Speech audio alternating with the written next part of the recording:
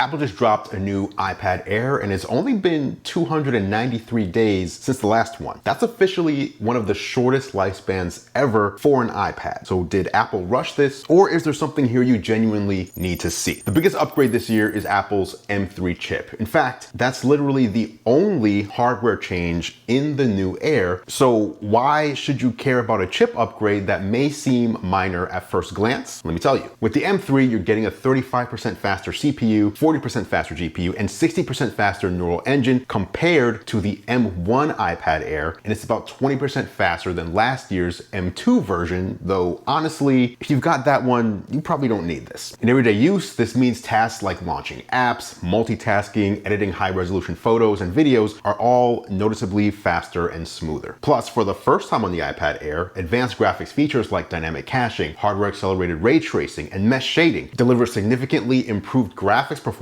for supported apps and games. Practically speaking, this means games are going to look more realistic, animations will feel smoother, and graphics-intensive apps like photo editing software respond quicker and more fluidly, making the entire experience noticeably more responsive. Now, while that is all true, you will have a hard time finding iPad games that are optimized with hardware-accelerated ray tracing and mesh shading. Warhammer is one you can download right now, and there are more coming. Now, early benchmarks are backing all of this up too. Geekbench 6 results show the M3 iPad Air hitting an average multi-core CPU score of around 11,600, which is about 18% faster than last year's M2 powered Air, which averaged about 9,800. And that's pretty much in line with what we've seen on the M3 Max as well. Typically, they were about 20% faster than their M2 counterpart. So practically, that means launching apps in a snap, smoother multitasking, and significantly better performance in games. Basically, making your daily experience more fluid and enjoyable. That said, I think you'd feel this speed increase more on a Mac than you would on an iPad for the majority of use cases. Now, interestingly, the introduction of the M3 Air means the previous M2 model becomes the second shortest lived iPad ever at just 293 days, only beaten by 2012's iPad 3, which lasted just 221. Now, last year, Apple also added a 13-inch size for the iPad Air alongside the classic 11-inch, and the 13 still feels fantastic. The larger screen is like upgrading from a compact studio apartment to a spacious condo, and everything just feels bigger and more comfortable. Things like watching movies, gaming, productivity, it all feels elevated with those extra inches. And think about it, when you're streaming a movie or immersed in a game, bigger screens just make everything better. The 13-inch Air feels like holding a portable theater right in your hand. And it's the closest tablet experience you'll get to a laptop minus the bulk. That said, this year I focused more on the 11-inch Air because let's face it, portability does matter. The smaller footprint and lightweight design make it incredibly easy to carry around, and honestly, it's so compact you might even not realize it's in your bag. This thing effortlessly slides into backpacks, making it perfect for commuting, traveling, or just moving between meetings without ever feeling weighed down. Now, let's talk accessories. The Apple Pencil Pro remains one of my favorite Apple accessories of all time. That squeeze gesture gives you satisfying haptic feedback, which is perfect for quickly accessing tools without breaking your creative flow. And the barrel roll gesture lets you change the angle of your marks naturally without repositioning the iPad itself. It's intuitive and seamless, and this just feels great to use, and of course snaps onto the side where it charges. Now, the bigger story this year though is that the Magic Keyboard also got a refresh, blending elements from previous versions. The updated keyboard has a larger trackpad for precision tasks and a new 14-key function row at the top for quick controls like brightness and volume, similar to the iPad Pro version. But this does skip the premium features like haptic trackpad feedback, and also that sturdier aluminum build is in here as it sticks with the original silicone exterior, although it does feel more solid. Pricing wise, this keyboard starts at $269 for this 11-inch model and $319 for the 13-inch, which to be honest feels pricey. To put it into perspective, for $40 more than the 13-inch keyboard, you can buy a brand new base level iPad or a couple of HomePod minis with cash to spare. So you've got to really love typing or just really hate having money. Oh, and interestingly, it's only available in white, so I hope you're a fan of keeping things clean. The iPad attaches magnetically to the keyboard through Apple's smart connector, which means no Bluetooth pairing hassle. Plus, there is a USB-C port built into the hinge for wired charging, making the whole setup very convenient. Now, aside from the chip update, literally everything else from the M2 iPad Air remains unchanged on the M3. Get the same cameras, the familiar 10-hour battery life, identical dimensions, and compatibility with existing accessories. Even Even the colors, space gray, starlight, blue, and purple are exactly the same. So if you like last year's shades, good news, as Apple copy and pasted it here perfectly. Prices are also unchanged, starting at $599 for the 11-inch and $799 for the 13-inch. So here's the thing. The M3 makes this Air feel closer to the Pro than ever before. You're getting near Pro level performance in a significantly more affordable package. It doesn't have the high refresh rate ProMotion, tandem OLED display, or Face ID, as those are still exclusive to the Pro model. But honestly, while I miss those features when using the Air, this device is more than enough for the vast majority of buyers. Bottom line, if you bought an M2 Air, you're fine sitting this one out. But if your current iPad is still rocking a home button, yeah, it's definitely upgrade time.